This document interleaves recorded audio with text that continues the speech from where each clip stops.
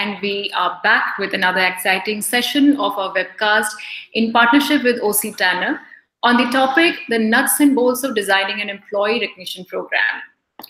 There are 6 talent magnets that go into creating a culture of great work: purpose, opportunity, success, well-being, recognition, and leadership.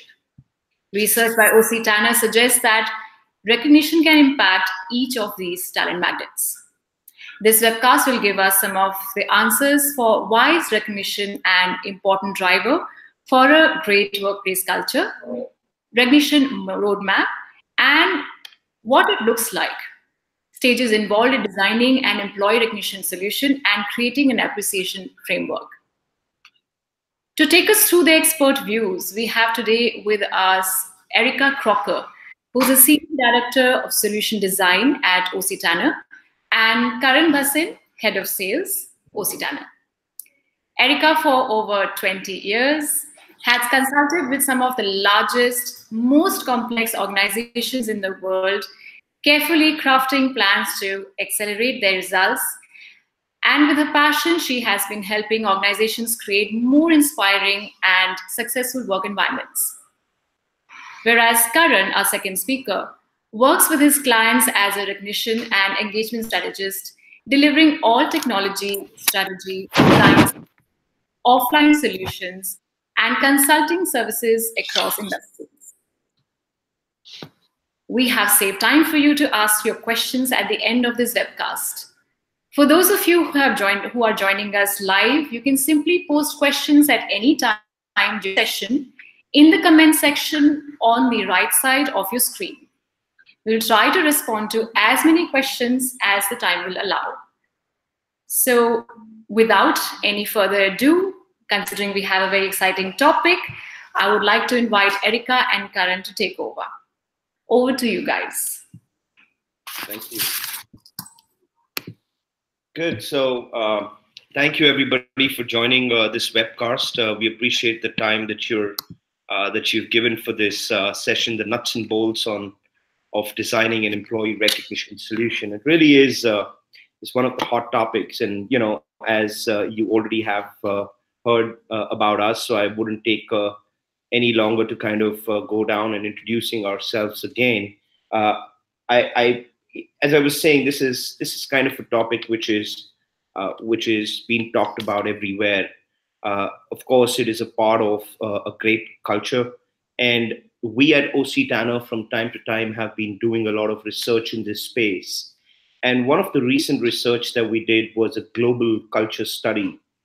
The purpose behind doing this research was really to kind of understand, what does an employee want to see when they say that this is a great place to work or this is a great culture. So what we did through this research was we tried to understand the different culture models and study that are already there in the market.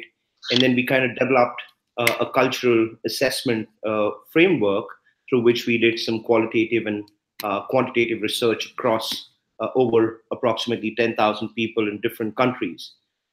What we wanted to kind of do is not to say that we want to come up with our own model of culture, but the purpose, as I said, was to do this was to kind of find out, number one, how does an employee feel, or what does an employee want when they say that this is a great culture? And number two, how does recognition and appreciation help in influencing different areas that emerged from this research? So what came out through this research was something which we call as talent magnets.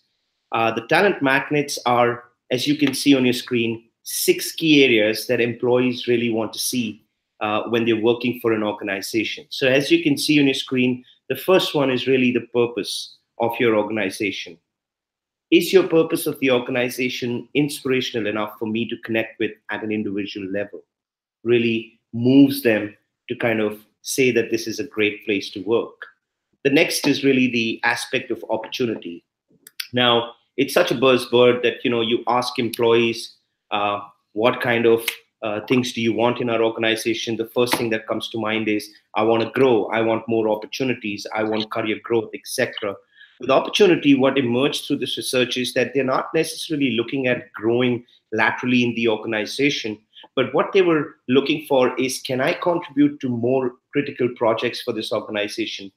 Can I be part of other initiatives that may be happening in the organization to make a difference over there? The third part was success. As you know, everybody wants to be a part of a successful organization. Everyone wants to be a part of a winning culture. They want to hear winning stories around them. And of course, some of your performance management elements come into this whole aspect of success. The next one was appreciation. When I do great work, is there anybody in the organization who says, thank you for the great job done? Or makes me feel valued, that this is important work and hence we're recognizing you, connects them deeper with the organization. Of course, well-being, it's growing in organization. A lot of people are talking about this. And it really is to say that, okay, is the organization also concerned about my personal well-being, not just at work, but beyond the workplace as well? And needless to mention, leadership, which is where the trust in the leadership that comes out. So when we asked employees, what do you want to see in a great culture? These were the 6 broad areas that came out in our discussions as well and in our research that we did. We went down further to really understand, how does recognition really influence some of these magnets that have come out? And it did turn out that recognition is really the number one tool that can help you shape a culture, which is not only helping you to attract the employees that you're hiring, but also to engage them in the process. And then, of course, a retention of your top talent as well. And we went down further to understand, how does recognition influence these talent magnets? So what you would see on this slide is that if I am recognizing people, the biggest impact it has on the element of success. What we meant by that is that, for example, if I do some great work in the organization, and if somebody recognizes me for that, I want to do more of it. Because if great work is recognized, then it has an acceleration of me wanting to do more and more as I go along. Of course, if I recognize, people do see a sense of possibilities for growth. If I do recognize and appreciate people, the perception of the leadership changes. I have a better relationship with my managers and leaders. So the important part for here that I wanted to kind of talk about is that, yes, we do have these areas which we call as talent magnets. A lot of these initiatives are already going on in your organization in some way or the other. We wanted to just bring light to say that, okay, recognition and appreciation today is one of the key topics that we've been hearing in organizations, and hence the reason why we were doing this webcast.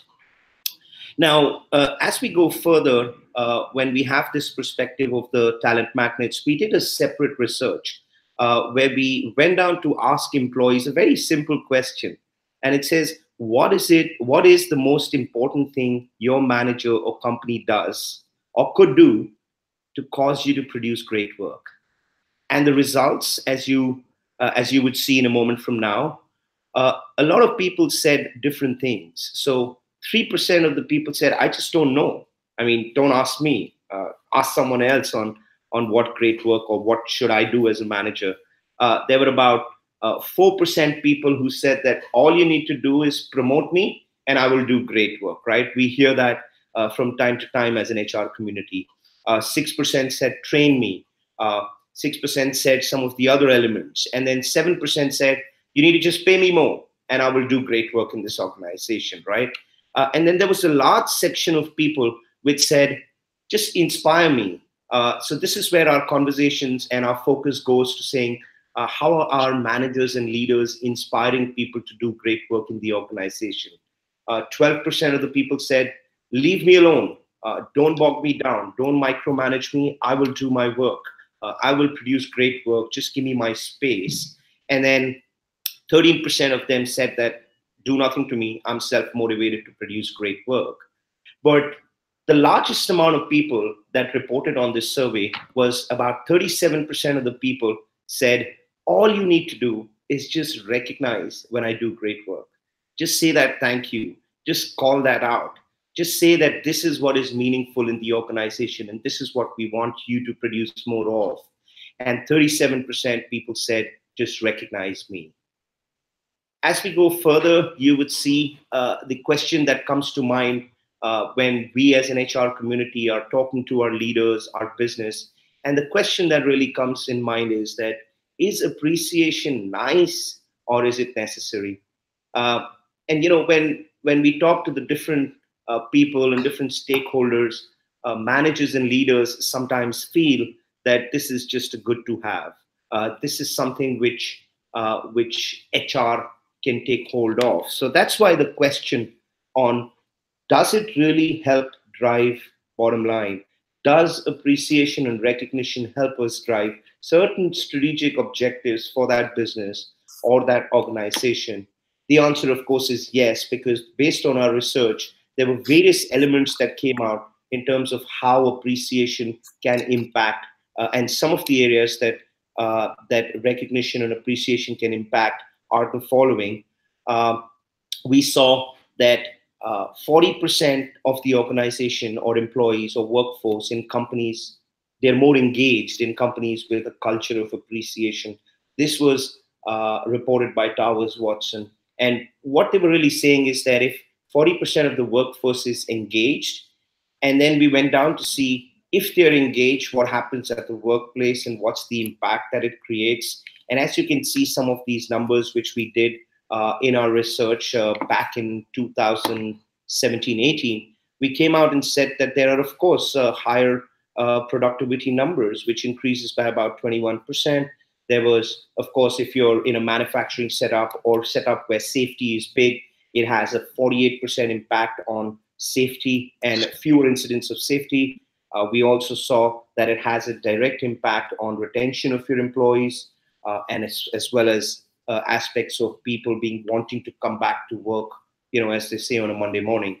So there is data and research that is available which says that recognition and appreciation can impact the business goals of an organization and the bottom line eventually.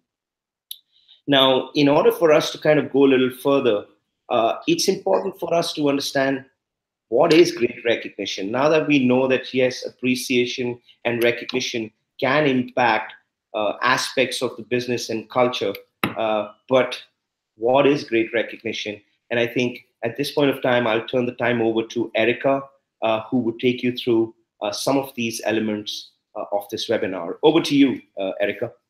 Great, thanks so much. I'm so excited to be with you today. What comes to mind is a quick story I want to share with you about great recognition. Early on in my career, I had to present to a pretty large group. It was about 100 people, and I had not done that before. And so I got ready and I was nervous and I made the presentation, and I saw the CEO of the company that I was working for in the front row. And so I was so nervous, and I got done with that presentation, and afterwards I was beating myself up in my mind, thinking about all the things I did wrong, what I should have done better. And that CEO came over to me and told me all the things he noticed that I did right, that I made great eye contact, that I had great energy. And that really propelled me forward to realize something I had in myself that I didn't realize I had. And to me, that's a great recognition. That's an example of great recognition. I want you all to think, who are listening, think about your own story of that. Like, when I say, what is your great recognition story? Think of something that impacted you, and keep that in mind as we go through the rest of our talk today. I love this picture. This is such a wonderful picture. This comes from the Color Run, which is a running race. And what happens is people start with a white shirt, and as they're running, people throw colors on them. And I am understanding that that's similar to a Holi festival that goes on in India. And with the colors and just that vibrant energy that happens when this experience is going on. This recognition is really powerful because not only is that runner getting encouraged and energized by people noticing and taking and acknowledging what they're doing, but also those people who are giving the recognition, who are throwing the colors, as well as those people who are observing it, are really energized by this experience. In fact, we did research and found that the act of giving recognition and observing recognition is even more powerful than the act of receiving recognition. And so if we turn that to the end of the race, where we have that achievement, That's really important too. So at the end of the race, it's about celebration. It's about that memento, that collection piece, that t-shirt I now have that shows that journey I was on. And that's great recognition. So if we think and turn it inside to our own organizations and think about that energy we want to create, so often when I meet with clients, they talk about a tool and that they're going to implement a tool and a recognition kind of program. And while that's powerful and it's really needed, that's not it. That alone will not spark this kind of recognition experiences that we're talking about today. To tell you a really quick story, I work with a client where they had an existing kind of recognition program in place, and it actually worked really well in terms of activity. They had tons of activity, and in fact, every August they actually ran out of budget because there was so much action going on in the program. But when they looked at their survey scores, they found it was having no impact. And part of what happened with them as we started to work together was they started to realize, the transformation kind of happened when they started to realize that what we're talking about when we say recognition is not a program. It's really about human-to-human interactions. It's about not a transaction, but about creating meaningful experiences that are between people. And so it's really important that we take that lens with recognition in order to have the most impact. A question I ask almost everyone I work with is, are we looking to install a program or are we trying to impact a culture? And actually both answers are okay. They're just different points on a journey. And so I want to just walk you through, though, when we're impacting a culture, when we're taking that type of approach, how do we go about that journey? How do we actually progress that forward? At the O.C. Tanner Institute, we developed a solution impact model that really shows the progression of this, where we start with an organization being ready to have recognition really in place and embedded. And how do they get then to that place of having it be part of the fabric or the DNA of the organization? And what we looked at is we looked at all of the clients we work with, and we looked at the phases they go through while they're moving through this journey.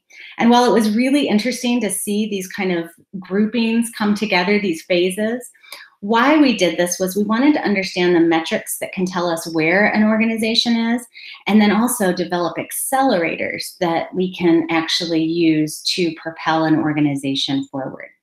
So there are many accelerators that have been developed that do that. I'm going to talk about three really key foundational ones today and share those with you. Those three are setting the foundation, designing the right structure, and then nurturing the results. And so let's go ahead and get started with our first accelerator, which is setting the foundation. So my family and I, we recently built a house. And when I think about foundation, and that's why I used that terminology, it's so important. If we didn't build our house with the right foundation, of course we would have cracks and deterioration, and it would be dangerous. And so if we think of that in terms of recognition, it's equally important that we start with the right foundation. Otherwise, our goals and results will not align up. And so we look at that in terms of setting the right objectives, but then also having the right alignment when recognition is happening. So let me talk about those two things with you really quickly. The first is, ask yourself the question in terms of objectives is, what's my point of arrival? And an important question to ask is, why now? Why are we doing this? Really understand the urgency of it.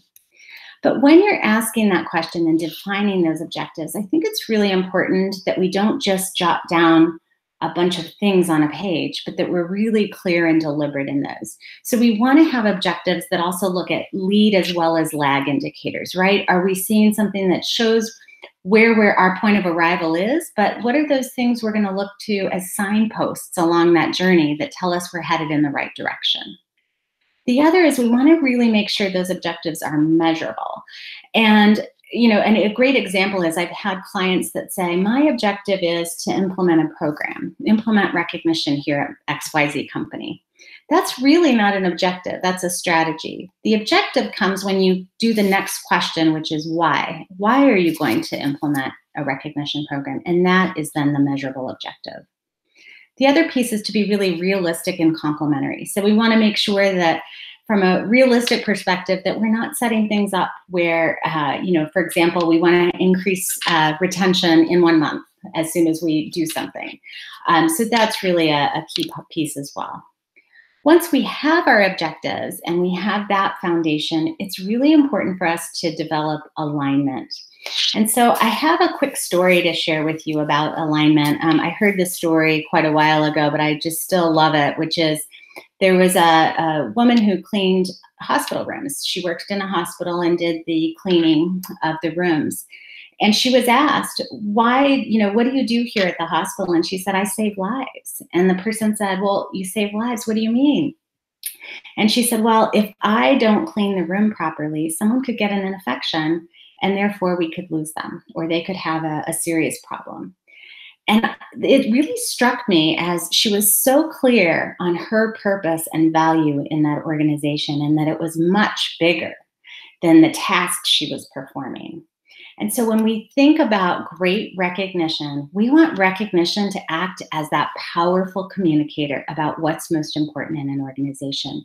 So every time recognition is happening, or almost every time, I want that to connect back to why it's valued in the organization. And that creates incredible power for the strategy as well as for the employees understanding how they fit.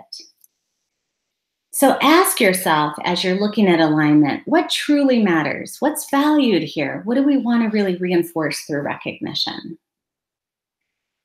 The second accelerator that I wanted to talk to you about is designing the structure. So here we're answering when, what, how.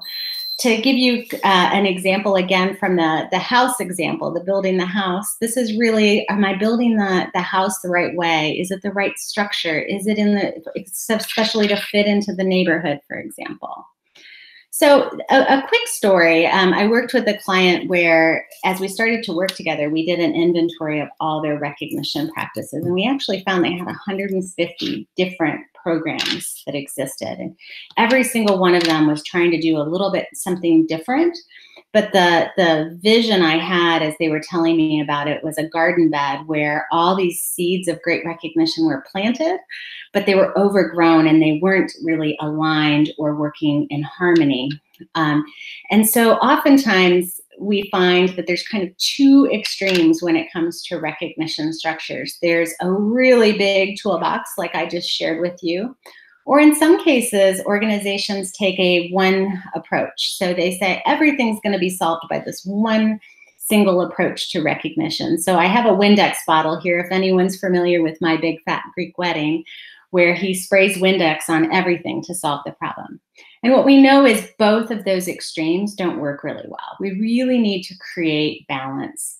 Some great research was done in combination with us and an organization called Cicero, where we wanted to take a look at what different types of recognition do in terms of what job do they serve? How do they actually improve things?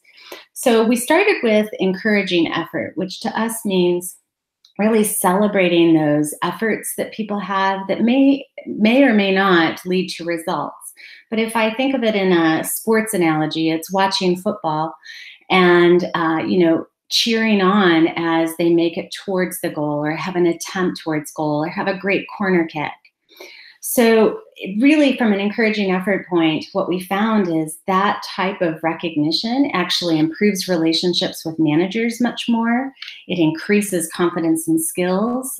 And I know when I'm on track and in good standing by being recognized in that way. In contrast, we also looked at rewarding results. So this is, again, that football example where I hit the goal and I'm celebrated and cheered on and really rewarded for that. This type of recognition encourages me to seek new ways to improve efficiency. It increases efforts to ensure customers are happy. It helps me feel like I'm making a difference. And lastly, we looked at celebrating careers. So if we think of that sports analogy, again, this is being part of the team and being a contributor to that team. In a corporate setting, it's about my service with the organization and my tenure. And what we found is recognizing this in the right way shows that the company cares about the employees. It reaches a broader population of employees. It creates this positive relationship among coworkers. And lastly, it helps you feel that you fit in. It's really about fit and belonging within the organization. So with this is really the foundation of our best practice framework. I have it shaped in a pyramid because what it symbolizes, that is the bottom of the pyramid where I'm encouraging effort, I have really high reach and frequency. So I'm reaching my biggest population and it's happening often. As I move up the pyramid, the recognition gets smaller in terms of its lower reach, but it's higher impact. It's bigger events. So at the bottom, I have those times where I'm encouraging effort, and we want that to be really open and celebratory. I'm then celebrating careers as they happen at key milestones and early milestones. And then I'm rewarding results. And then I put a top on this, which is around spotlighting excellence. These are those moments where, from a sports perspective, it's an MVP. It's really looking at that best of the best accomplishments and really spotlighting that for the organization, showing those role modeling experiences and really spotlighting that. Not doing that just alone, but having all of these work in concert together. One of the things I've been doing recently in some of the work is actually adding a kind of foundation at the bottom of this, which is just around sharing gratitude. Those are those times where we get together as an organization and really just celebrate kind of our common wins, our common goals. And that can be a really effective way to reach our entire population and kind of ground it in those alignment points that we talked about before. So it's important as we're designing a recognition strategy that we have the right fit and that we make careful decisions, because there are implications on how I actually structure the recognition programs and tools and overall strategy. So I have a quick story again from my house building example. As we were building our house, we do host a lot of family get-togethers, and I was so excited to have a beverage fridge in my new kitchen. And what would happen in my previous kitchen is I would have all of the family going to get their sodas and drinks, and they'd be going right next to me as I was trying to prepare the food. And so I thought, oh, I'm going to build this dream kitchen, and I'm going to have a beverage fridge right there. Well, the challenge is I was so excited about this idea of the beverage fridge that I didn't measure it correctly, and I didn't really think about the beverage fridge in relationship to other things. And so, as you can see, every day when I go to look at my beverage fridge, unfortunately, I have this gap that exists that I get to look at. The other thing is I didn't completely understand its placement. And so as you see, my stove is actually right near the beverage fridge. So it didn't really do what I had hoped it would do. So today when I throw my family parties, I still have people moving through where I'm cooking. I share that story with you because these implications around designing the strategy the right way are so important to carefully consider. So I've outlined 4 really quick ones for us to review today, so that I would suggest really thinking through as you're looking at your recognition strategy to really avoid these 4. The first is around cash. Oftentimes, cash is something, if you ask people what they want, they often will say cash, but it actually does something different in terms of the recognition strategy. What we're showing here is how we actually differentiate for impact. And so you'll see 3 types of ways that I reward employees, right? I have compensation, I have incentive, I have recognition. You'll see there I've listed kind of the purpose, compensation, I'm performing and delivering. That's what I want to have happen, and so I'm compensating for that. Versus recognition, I'm really looking to engage, to reinforce, and to retain. How I go about this type of reward. In compensation, it's contractual, it's negotiated. In incentives, it's about doing and getting, right? I do something, I get rewarded. And in recognition, it's about receiving. And lastly, in terms of feeling, compensation is about I expect, incentive is about I earned, but recognition is about I am valued. And so when I layer cash or non-cash onto this model, if cash, and I'm talking about compensation, it's expected, right? If it's non-cash for compensation, it's too little, it's unfair. I feel entitled to that cash. In terms of incentive, if I add cash in, it will work depending on who I'm incentivizing and how much they earn and if it's the right amount. If it's non-cash, it can be really motivating in terms of incentive depending on how I've structured it. But when it comes to recognition, if I give cash, the contrast will occur just like it did in compensation, where it will be seen as too little, unfair, and entitled. We'd see examples of that. Let's say someone stays for extra hours and works really hard and they get a little bit of cash as a reward. They will be thinking in their mind about how that relates to the work that they did and did it actually compensate them enough? Versus if I give something non-cash, it's more about just that acknowledgement, that gift, that someone acknowledged me and I received something special for me to remember that experience. So there was a study done where we looked at the effects of different types of tools. And so we asked which benefit would be most encourage innovation and efficiency. And employees reported, as you see, that recognition for going above and beyond is most important. Well, just even the salary bonus doesn't impact as much as that recognition for going above and beyond. I talked before about our partner with Cicero. And one of the things they asked in one of their studies is they asked people what they want, and employees resoundingly said cash. But when you changed the question and asked people what makes you feel appreciated, they said non-cash. So the second key pitfall that can happen is of the month or of the quarter or of the year programs. And why that's a pitfall is because it singles out just a few individuals, and it really has very limited reach, but also limited impact. What happens when you have that limited reach and limited impact is that people start to look at fairness. And so they say, well, I did that same thing that Joe did. Why am I not getting that recognition? The other thing that happens is because we're looking for of the month, of the quarter, we search for those recipients instead of just letting it naturally come out in terms of great work. So we look for great work to happen on a schedule, and it doesn't. Great work happens every moment, and so we need to recognize it in the moment. Where I do say of the month, quarter, year can work if there's a lot of other recognition happening in the organization. The third key pitfall to avoid is the design by committee. I think everyone that I get to meet with usually agrees. They shake their head because we've all been there where the committee slows everything down.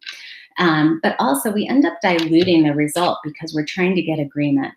And instead, what I recommend is designing with a small group of people, and then you can take it out to validate with others, but keep your design group who's making the decisions smaller.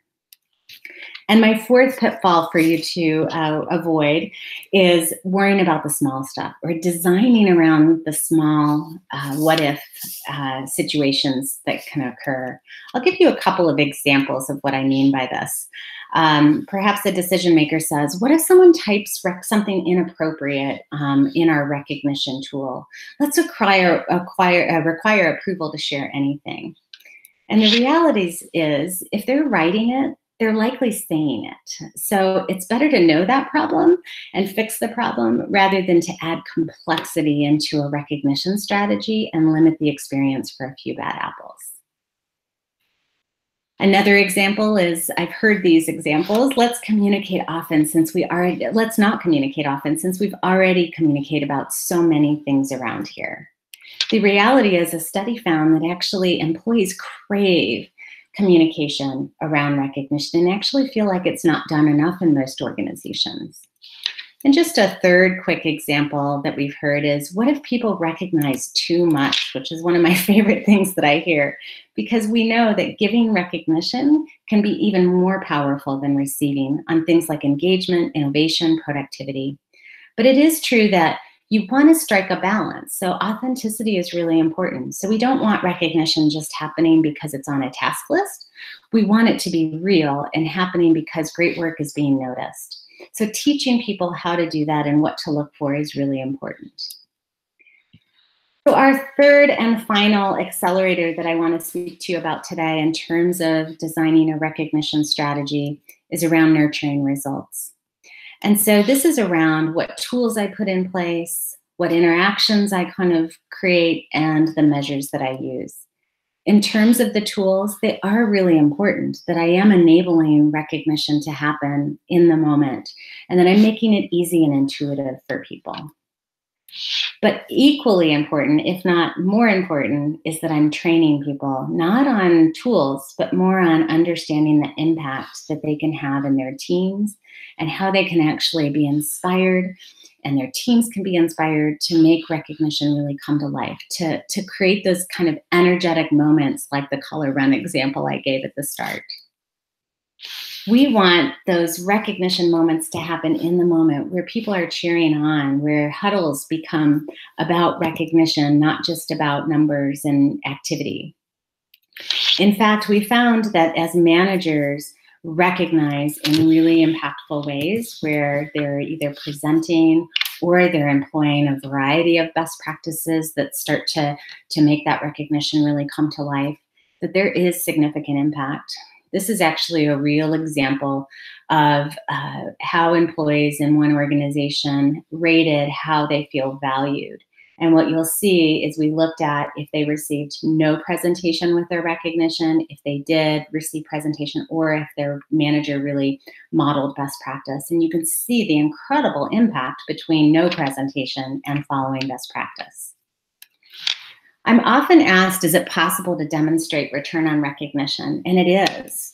And so we started our conversation talking about the foundation of objectives. I want to share that you can look at things like customer satisfaction and actually see the correlation between satisfaction and high recognition use, or even on things like engagement, like Karen spoke about earlier.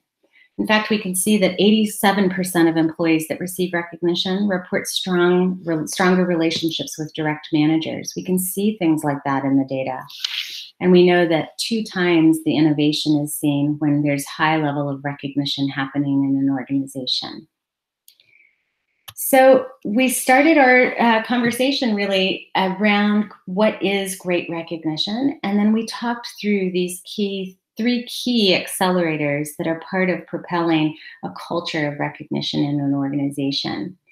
As I close out today, I'd like to ask you to just take a moment and think about your own journey and your own experience and answer 2 questions for yourself. Out of what we've talked about today, what one thing do you want to carry forward or would be a key goal for you in the next 12 months? And then write down what one thing you want to do from what you've heard today in the next 30 days. And so with that, I thank you so much. And I know we're going to turn it over for the last 20 minutes or so to questions.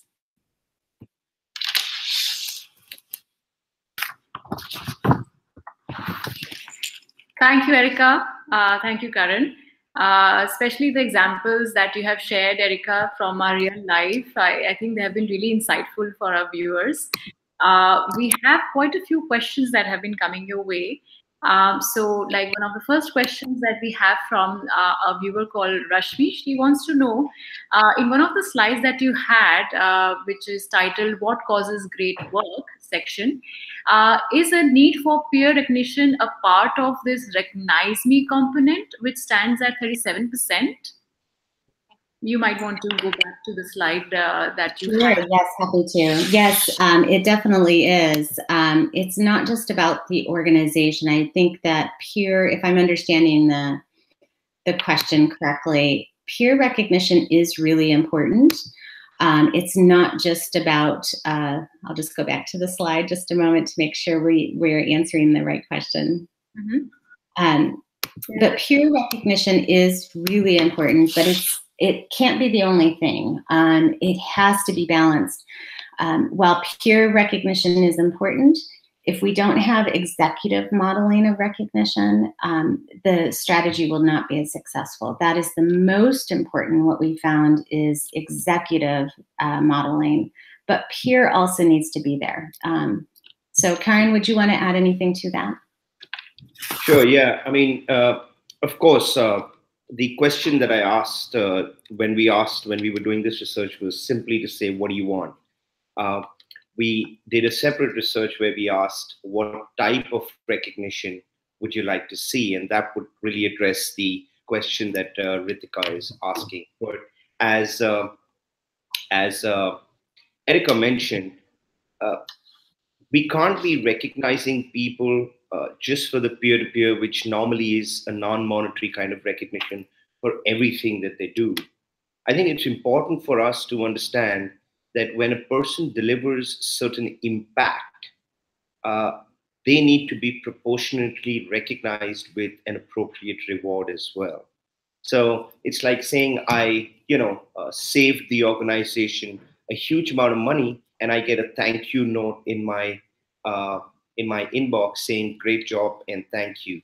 Now that's not proportionate to the savings that the individual has bought. So while yes, it was a part of the 37%, I think we as professionals, when we are designing these programs, these are some of the things that we need to keep in mind in terms of when we want to encourage the effort and when we want to encourage or reward the results specifically. Thank you, Karan. I think that must have been a satisfactory answer for the question that Rashmi had. We have another question from Amit, a really good question. How can we encourage senior and, most importantly, middle managers as the ambassadors of an appreciative culture? Excellent. Karen, would you like to speak to that? Go ahead, Erica. I can hear you and add on to that if I Okay, sounds good. What a wonderful question. Let me just stop sharing here, if that works. Excellent. Well, what we found is it's a multi-pronged approach. So I think it's really important that from an executive standpoint, that there's discussions with executives. That's something I found works really well. Often we kind of push information to executives instead of asking executives. And so I think meeting and having some conversations with executives to have them actually reflect on recognition and how it actually can serve their purpose and the direction of the organization forward. But that coupled with some education around how and the business impact of recognition and some case examples of how it actually can impact the organization.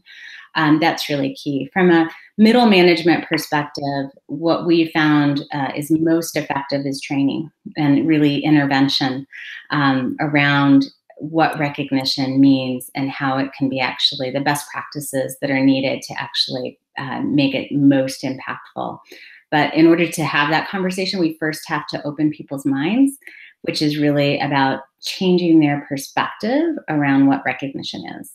Karen, would you want to add anything to that?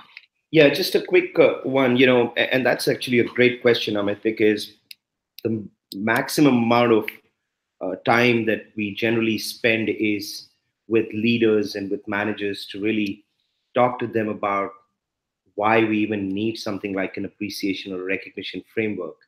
And when we speak to leaders and managers, you hear various thoughts from their mind. They say that, hey, why should I recognize somebody when this is just a part of their job? Or, why should I recognize somebody?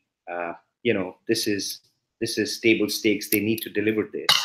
I think the idea is that if we as HR professionals are able to communicate how this would help that particular manager achieve his team goals, I think that's when they start believing in the entire process of appreciation and recognition more.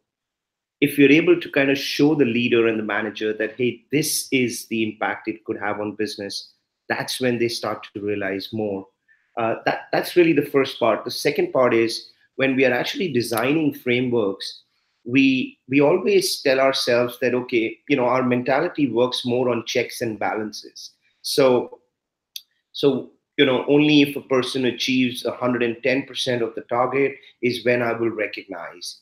Only if a person is doing a quality job which can be tangibly shown, then I will recognize. It should have X number of approvals. It should go to these many people for their validation. I think when recognition and appreciation is free flowing in the organization, It is a part of what everyone's doing on a daily basis. It's not tough to recognize people. It's easy. It does not require too much explanation to the audience that you're addressing. Then everyone starts to come together and it becomes more of a discretionary recognition rather than something like incentives, which is where only if somebody achieves a certain thing, then I will recognize. So it's more free flowing, and then everyone kind of starts coming together because it's free flowing and there are not too many questions asked. Of course, budget, etc., are another element which we can talk about as well. There are ways to maintain that. And so, yeah, I think these are the two elements, just to add on to what Erica said, can make a huge difference as well. Thank you, Karan. We have another interesting question from Pooja.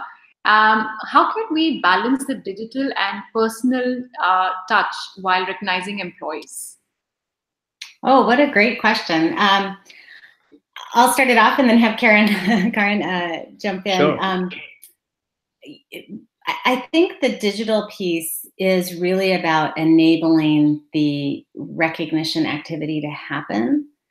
But the personal piece is that interaction when I'm delivering the recognition. So if that makes sense, it's really about, for example, I may put in a tool or send a recognition and maybe copy that person's leader, all using a digital tool. But when it comes time to actually share, let's say I'm recognizing Karen, when it comes time to share that recognition, it's about picking up the phone, since we're not in the same office, and sharing that personally with him and talking about the difference he made. And maybe, depending on how big that achievement is, it's about pulling other people together that worked on the project as well so they can hear that great recognition. And then once that's done, I can post that in different places digitally so that everyone is seeing it. So that's kind of the balance I would speak to in terms of that. Yes, and just to add quickly here, whenever we are looking at a recognition program today here, specifically in India, when we go down to designing it, the first thing that comes to mind is what portal do we need to have, or what technology do we need to have? I think while that is an important component, it is just going to enable your managers and leaders to be able to send and receive recognition.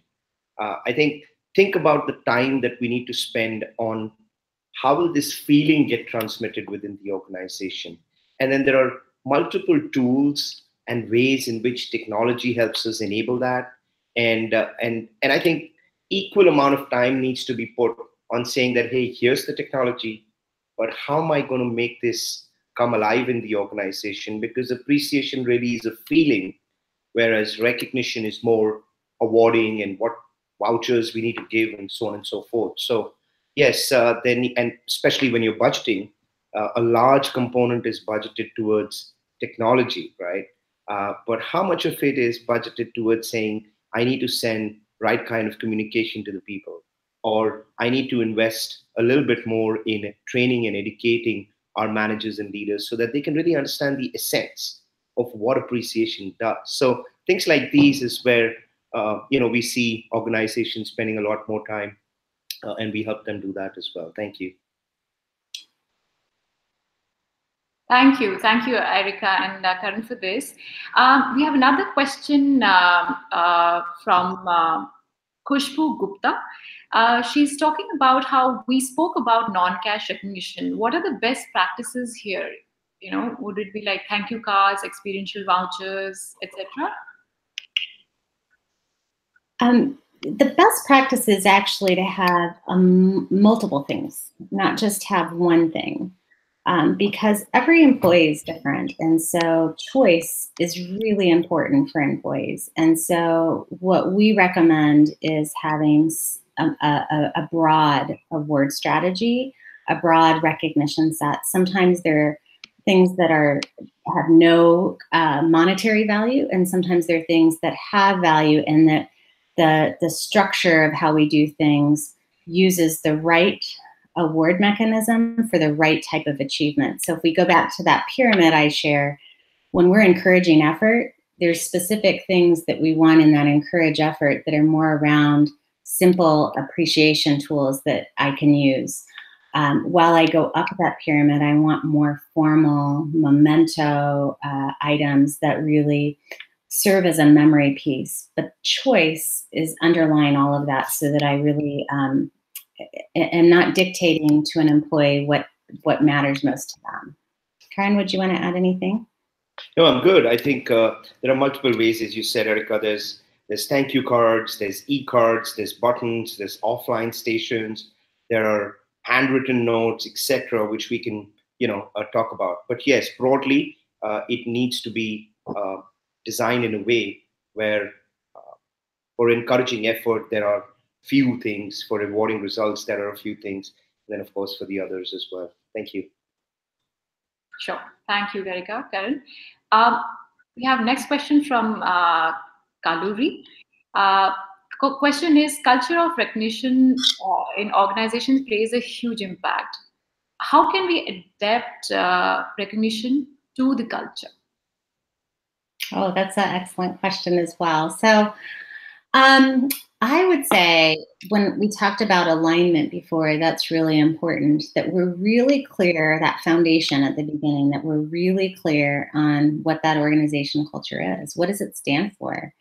And that we understand that. And then we design the recognition strategy to really fit that. So an example is, if an organization is very hierarchical,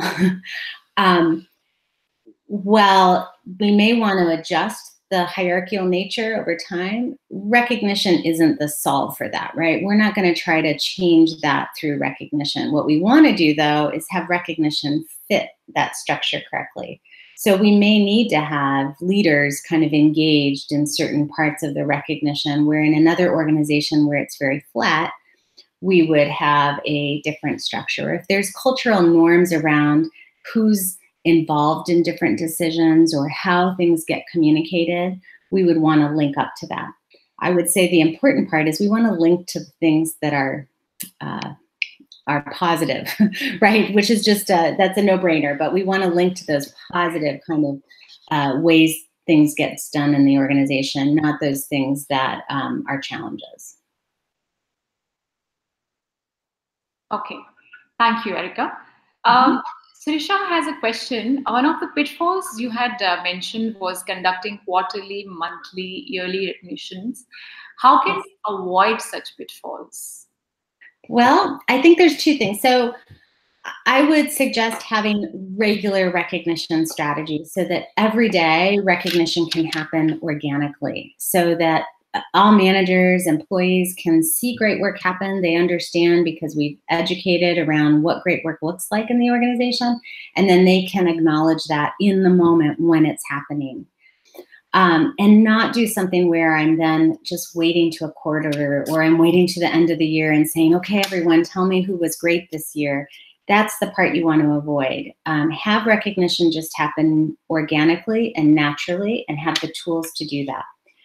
There can be times where you may want to spotlight someone on a quarterly or annual basis, but you have to have that base of recognition happening all the time. And then you can pull from that group to say, and here's someone we want to honor this year, because from all the recognition we've seen throughout the year, they really exemplify what we mean by XYZ in our organization. And so that's the way to do that. You can still have it, but that base of recognition happening regularly has to be there.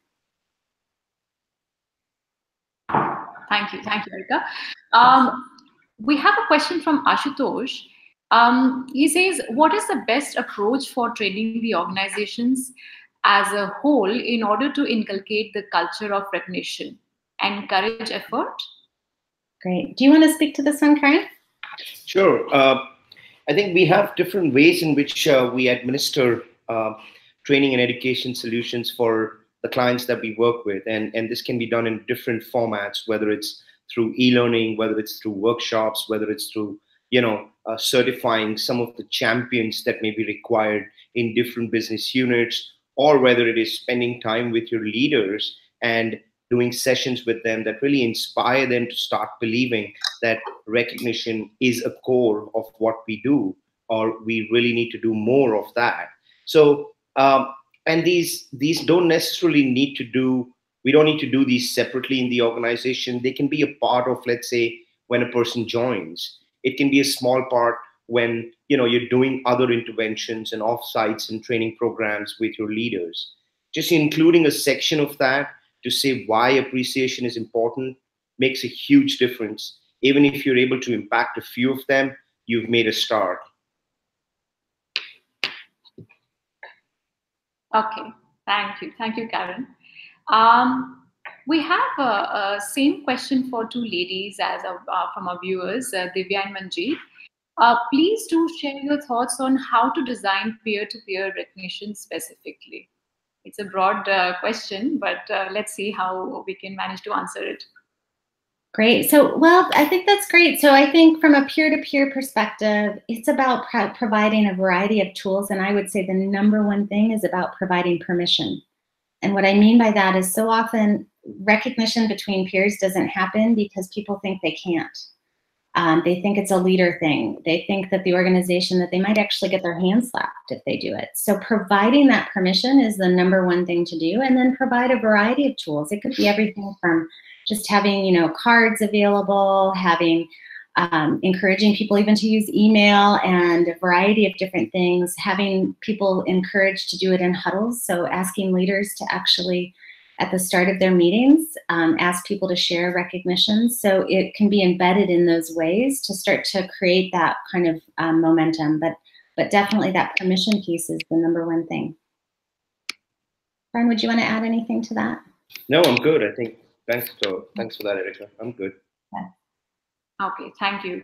I think we have time for one more question from Pritika Gulati.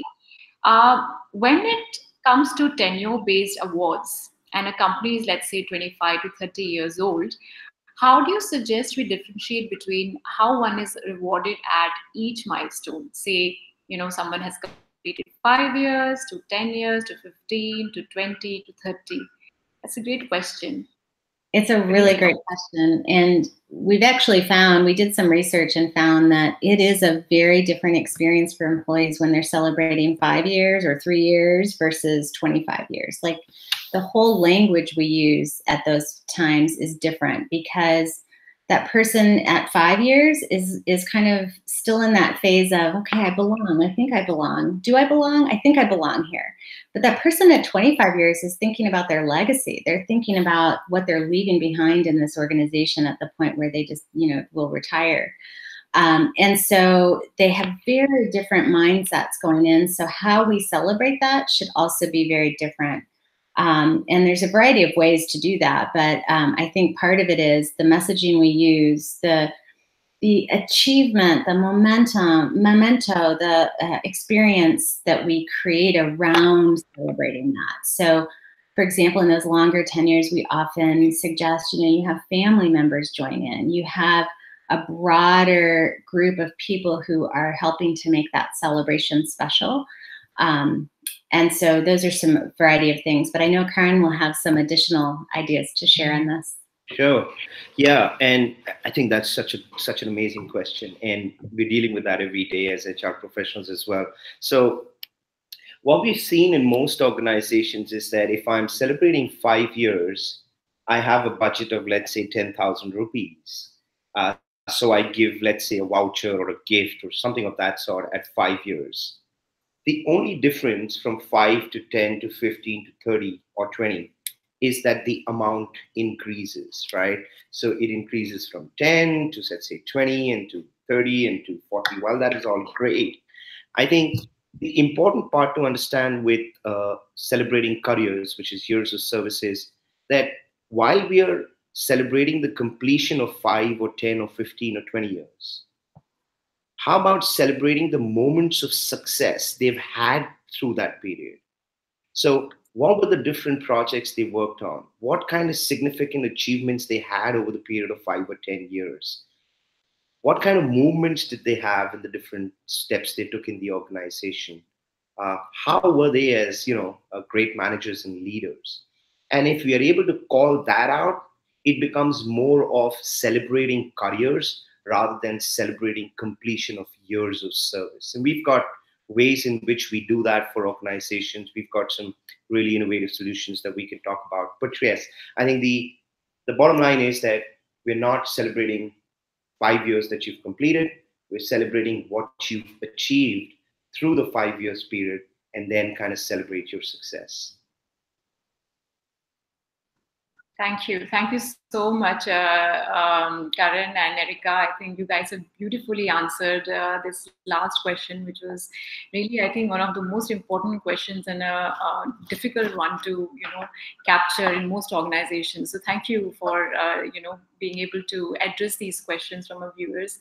And I'm happy to say there's so many questions coming in, but we'll have to request you, to take these questions on offline, if it's possible for you. We would like to thank you so much. So, Erica, Karan, I think with this, we will be ending the question and answer session and wrap up today's webcast. We would like to thank, today's webcast partner, OC Tanner, and our speakers for the invaluable information that you've managed to share in the past 1 hour. Meanwhile, to our viewers, you can provide your feedback in the survey link provided in the chat section, because your input matters. Stay tuned for many more such exciting sessions. With that, we are concluding today's webcast. Thank you and have a great day. Thank you, everyone. Thank you. Thank you. Bye. Bye-bye. Bye-bye.